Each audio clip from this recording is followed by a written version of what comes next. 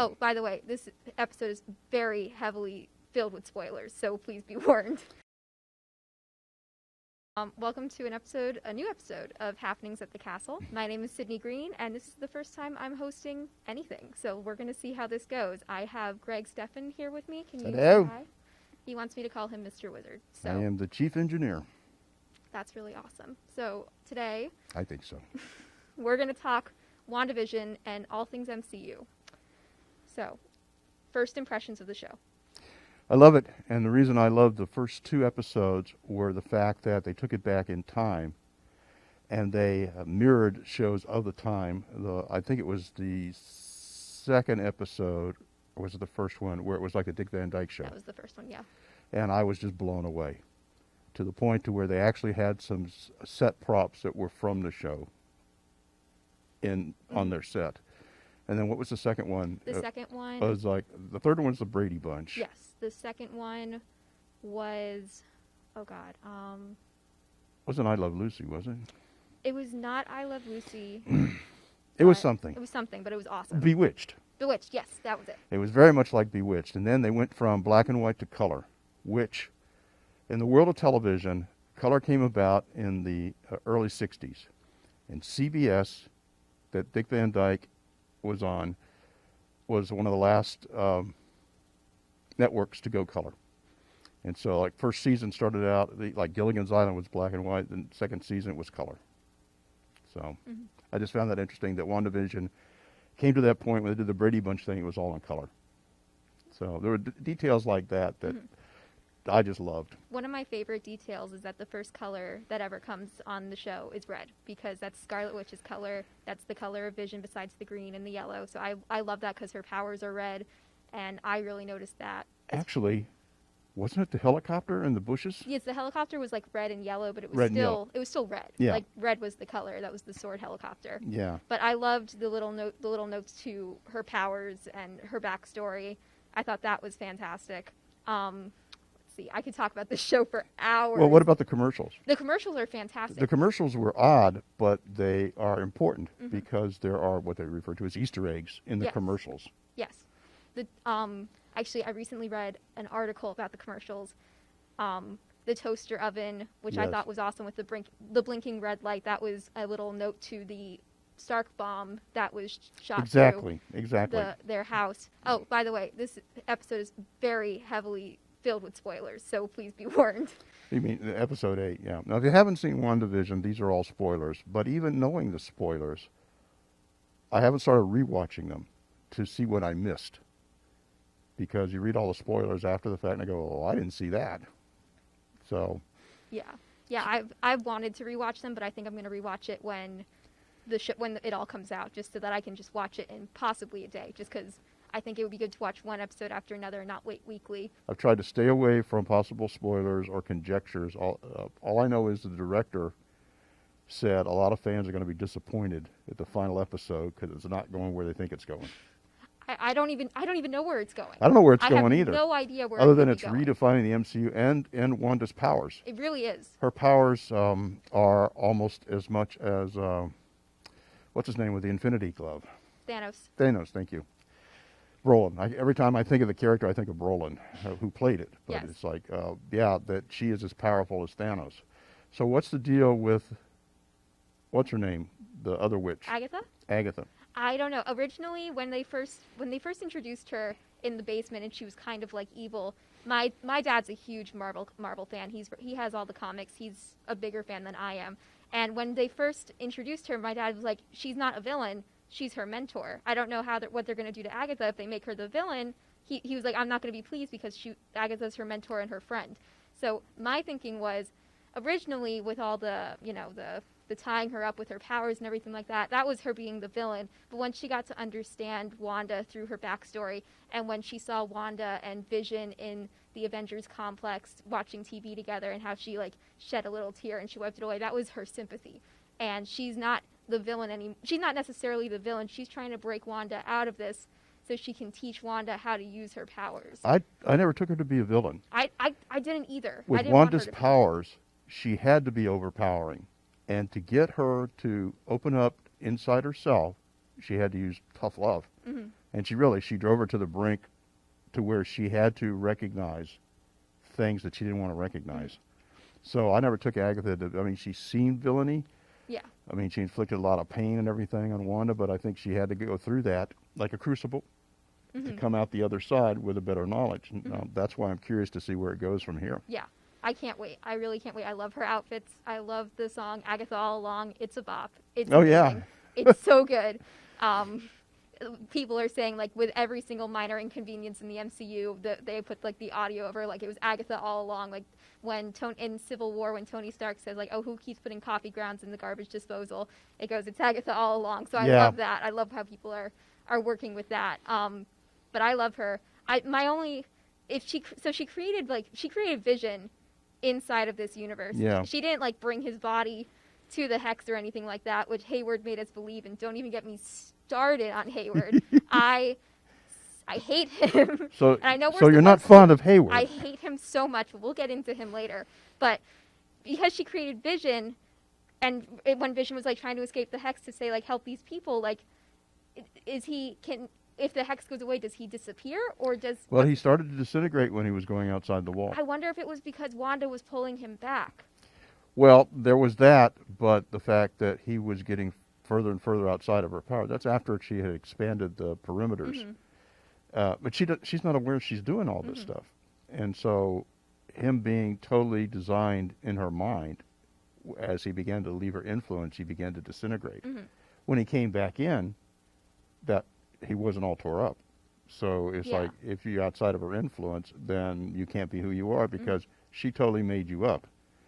And when they confirm that, when she goes and sees, when all this started, and this is what Agatha helps her figure out, sees them taking him apart, because they see him just as a vibranium weapon. Yeah, exactly. And I can't figure out whether, my feeling is they're tearing it down to recreate it. That's the White Vision guy. Yeah. People are trying to, like, make connections to Age of Ultron, like saying, like, oh, Ultron was missing his left arm at the end of Age of Ultron when he was that thing, and the new Vision looked at his left arm, so they're trying to say, oh, maybe they put Ultron back in him, but Ultron was gone at the end of Age of Ultron. Yeah. So I don't know how they're going to tie that in, or maybe he's going to have some sort of, like, Ultron influences from the Tony Stark database, because Tony's dead, so, you know. Yeah, it's interesting enough the show is good because it's interesting to discuss and to dissect. And to me, that's a hallmark of a good storyline and a good production. Exactly. Now we can talk Hayward if you want. I have pure hatred for the man. Go for it. No, I seriously, I've never wished for a character to die this much in a Marvel show or a Marvel movie. For those who might be new to this, who is Hayward? Hayward is he's the director of S.W.O.R.D., which came back after S.H.I.E.L.D. was dismantled. And originally, Monica Rambeau's mother, Maria Rambeau, was in charge of S.W.O.R.D., but she unfortunately passed away during the time of the snap blip, as they call it, in the show. So Hayward's the new guy in charge, and he's the worst. He's a garbage man. Well, he's the corporate entity. He only sees Vision as a robot and as, like, as a nuke, basically. And it's awful because, like, he even said, like, according to the Vision's last will and testament, like, he had a will. A robot would not have a will, you know? This kind of argument goes back to, I just rewatched an episode of Star Trek Next Generation where somebody from Starfleet wanted to disassemble Data to make more Datas. And they had this court to decide, can they do that to him? Is Data real, a sentient being, or what? Which is similar to this. What is Vision currently? I think he's at least he's not human. We know that Well, much. right now, Vision is only by Wanda's design. Yeah, so So where does it go what happens to the town that she took over with her mental things, and when she realizes all this? And that's the question everybody's asking. So what happens to this Vision? I hope if it's totally in her mind, then he doesn't exist in reality. Well, neither do the kids, though. Neither do the twins that they have. I wonder about the twins. I wonder about the twins. I'm not sure. What element of the MCU made it so that she would have twins. That's why I don't see the connection. She has there. twins in the comics. Well, see, I'm a comic book fan from way back, but not of the recent comics. She has twins in the comics. I don't know which issue, but they do have like, not necessarily. I honestly don't quote me on this, but like I know they do have twins in the comics, and Tommy and Billy, and one's like Pietro. See, I don't understand how one of the twins gets like Pietro's thing. I can see the other one getting her powers. One of them is not like Pietro, but the other one is like Wanda and has similar. Oh God, what's his name? I feel like it's Omega, but that's probably wrong. That's his like superhero name. But they do exist in the comic book universe. But I don't know. I get it. I don't understand why anything has happened in the show. What's interesting about the whole texture of the MCU, it's not just the movies. Movies are an element of it, but if you don't read the comics that are out there, you miss a lot of the side information, because I haven't kept up with the comics for 20 years, you know. So mainly the film stuff, and just piecing that together was kind of difficult. Yeah, it was, because some of the story of like Wanda's backstory isn't right. That how they did it, because I just watched Age of Ultron with my sister last weekend, and the parents were never like on the couch. The first bomb came from downstairs in their apartment building, and then the next bomb comes afterwards.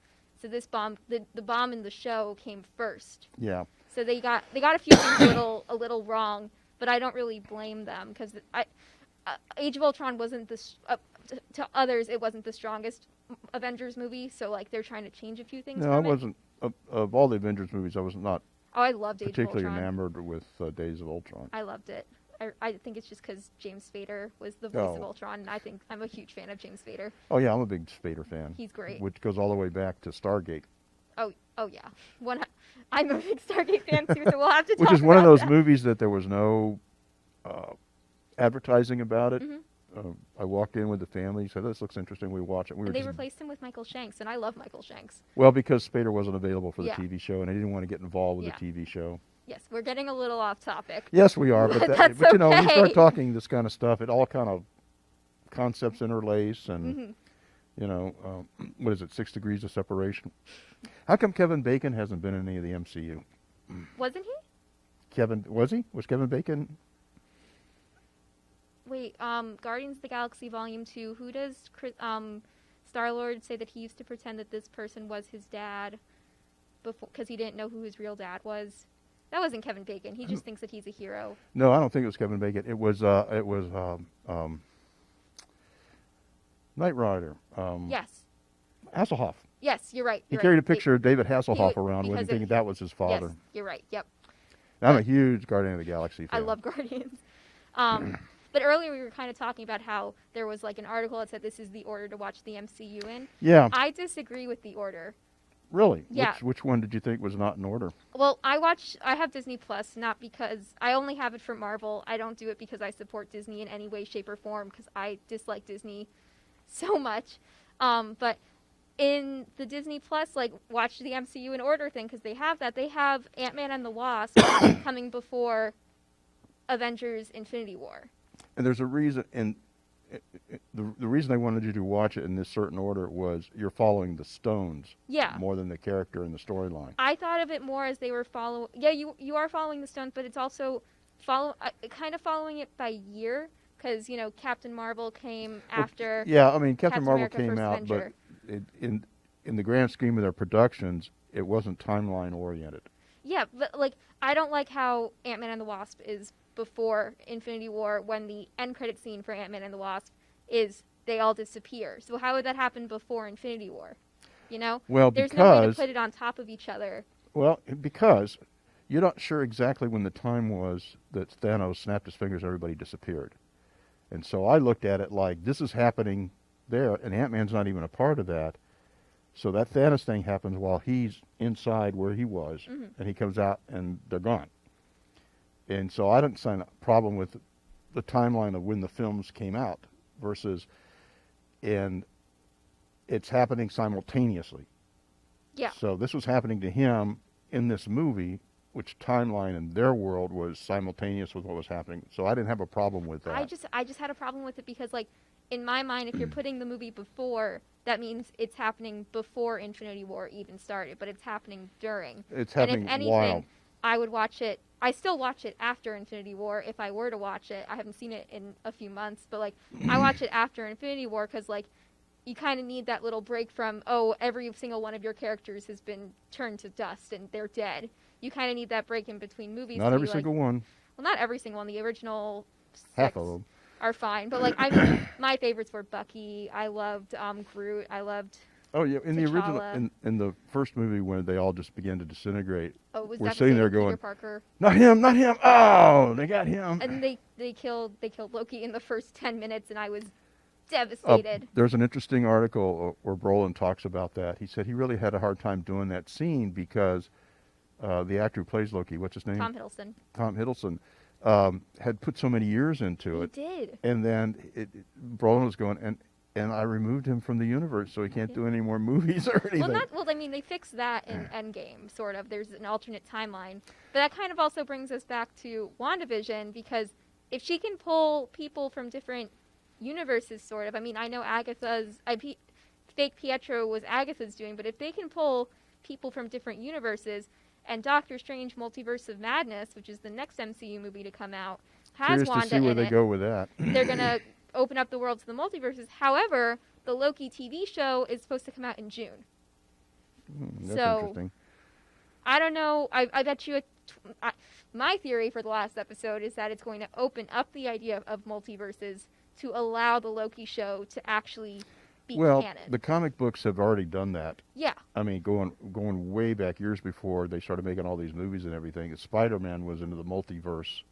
I think one of the first characters to be split off in a different universe. Yeah. I had a hard time following that.